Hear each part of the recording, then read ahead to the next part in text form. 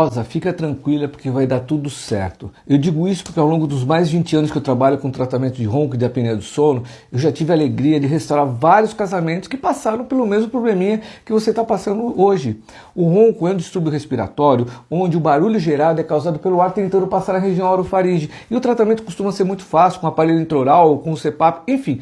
Procure um especialista e realize o seu tratamento, pois eu tenho certeza que vai dar tudo certo. Se você quiser saber um pouco mais dos detalhes do tratamento ronco e da apneia do sono, visita o meu site drpaulocoelho.com.br. Então, um grande abraço e te vejo lá.